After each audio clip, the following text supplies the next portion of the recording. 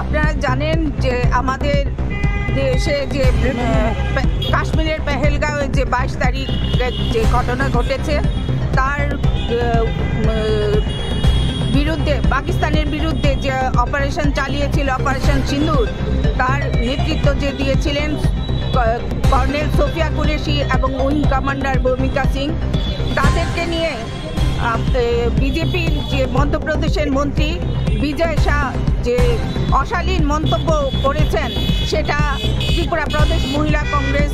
ধিক্কার এবং নিন্দা জানায়। সেটা উনি কি বলেছেন যে আমাদের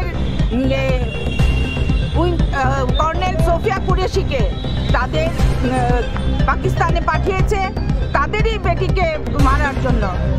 সেটা অত্যন্ত লজ্জাদায়ক। আমাদের বীর সেনানী যে সোফিয়া কুরেশি ভারত কি বেটি এবং উইং কমান্ডার ভারত কি বেটি, যারা মুখে স্লোগান দেন বেটি বাঁচাও বেটি পড়াও এবং মহিলাদের যে সম্মানের কথা বলেন, মুখেই তাদের বুলি আওড়া একমাত্র। আমাদের মহিলাদের বিদ্বেষী এবং জাতি বিদ্বেষী তো ছিলই, তারা বিশেষ করে মুসলমান সম্প্রদায়কে যে ঘৃণা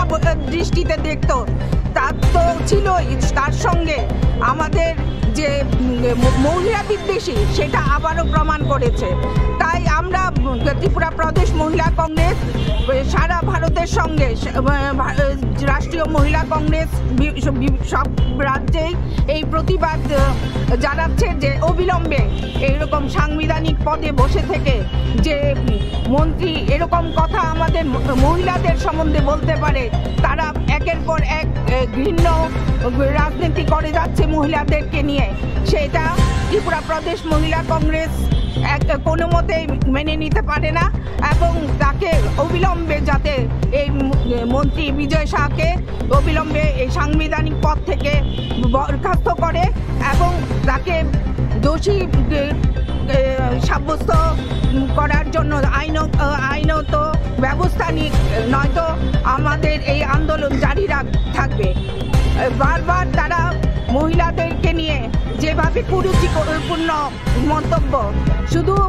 সোফিয়া কুরেশিকে নিয়েই বলেনি, উইং কমান্ডার ভূমিকা সিংকে নিয়ে ওরা ট্রোল করেছে।